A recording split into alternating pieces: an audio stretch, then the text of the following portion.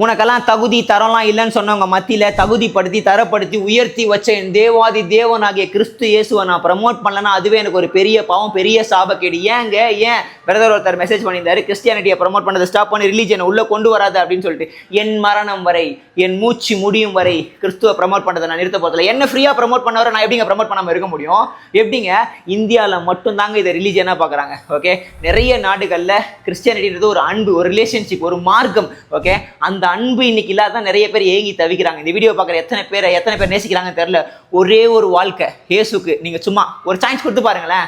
Okay, எதனா சர்ச்சுக்கு போங்க. இப்போ உடனே வந்துருவாங்க, மாற்றான் பாரு அப்படின்னு சொல்லிட்டு. என்ன யாரும் மாத்தல. நான் என்னுடைய வாழ்க்கையில ஒண்ணுமே புரியாம கதி கலங்கி நாசமா சுத்தி இருக்கும் போது கிரைஸ்டுக்காக என்னுடைய வாழ்க்கையை கொடுத்தேன். ஒருத்தர் வந்து சொன்னாரு, கிறிஸ்துவ ஏத்துக்க பண்ண பயா அப்படின்னு சொல்லி துரத்துனேன்.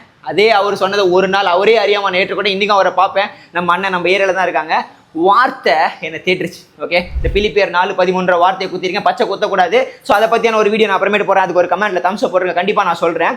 ஓகே, இன்னைக்கு நான் இதை ப்ரொமோட் பண்ணாமல் நிற்க முடியாது. இந்த கிறிஸ்துவை நான் ப்ரொமோட் பண்ணுறதுனால இன்னைக்கு நிறைய ஃபாலோவர்ஸ் இறந்து போகிறேன். மேபி டிக்டாக்னு ஒரு ஆப் இருந்து எல்லாருக்குமே தெரியும்னு நினைக்கிறேன். அதில் எனக்கு வந்து ஒரு 450K ஃபாலோவர்ஸ் இருந்து ஒரே நாளில் தூக்கிட்டாங்க. அதே மாதிரி இன்ஸ்டாகிராமே ஒரு நாள் தூக்கிட்டு போயிடுவாங்க. ஓகேவா, இன்ஸ்டாகிராமில் இருக்கிறவங்களுக்காக, ஈவன் என் அம்மா அப்பா, என் நண்பர்கள், அநேகரை கிறிஸ்துவுக்காக இன்னைக்கு நான் வந்து இழக்க வேண்டியது நஷ்டம்னு நினைக்கிறேன். உண்மையை வார்த்தையை பாருங்கள், ரொம்ப அழகா பவுல் அழகா பிலிப்பியர் 3:7 ஆகிலும் எனக்கு லாபம் என்று இருக்கிறவைகளை எவைகளோ அவைகளை கிறிஸ்துவுக்காக நஷ்டம்னு என்ற.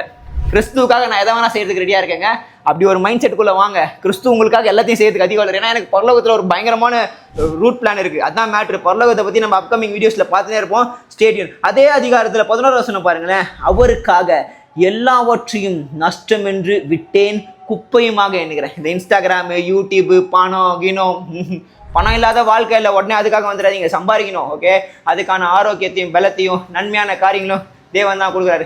I am free from all the addiction. Okay, இந்த வீடியோ பார்க்குற நீங்கள் ஒரு வேளை ப்ரான் அடிக்ஷனில் இருக்கலாம், ட்ரக் அடிக்ஷனில் என்ன மாதிரி இருந்துக்கலாம். நானும் அப்படிலாம் இருந்தேன். அதில் இருந்தெல்லாம் வெளியே வர்றதுக்கு கடவுளுடைய வார்த்தை, கடவுளுடைய அன்பு, தயவு, என்னுடைய பாவங்களை மன்னிச்சு என்னை ஏற்றுக்கொண்டு அதில் ஒரு சரியான பாதைக்குள்ளே நடத்துறதுக்கு எனக்கு பெரிய சப்போர்ட் வந்து கிரைஸ்ட் தான். ஓகே, நிறைய வாட்டி ஆண்டவருக்காக எழுமுனேன், நிறைய வாட்டி திரும்ப கீழே விழுந்தேன். ஓகே, இன்னைக்கு நான் கிறிஸ்துக்குள்ளே இருக்கிறதுனால நிறைய பேர் என்ன ரிஜெக்ட் பண்ணாங்க. Whatever, no problem. I don't want any want. I want Jesus Christ all the way till my death. ஏன்னா எனக்கு அங்கே ஒரு இடம் இருக்குது, அவர் வச்சிருக்காரு. அதுக்காக நான் ஓட போகிறேன். ஓகேவா, புரியுதா பிரதர் சிஸ்டர்? தெளிவாக தெரிஞ்சுக்கோங்க. பட் இது வந்து ஒரு மதமாற்ற வீடியோ இல்லை. அந்த அன்பு டேஸ்ட் பண்ணி பாருங்க. அடுத்து போடுறேன் அதோட டேஸ்ட் எப்படி இருக்குன்றது. ஓகேவா, வேற எதுவும் சொல்றதுக்கு இல்லை.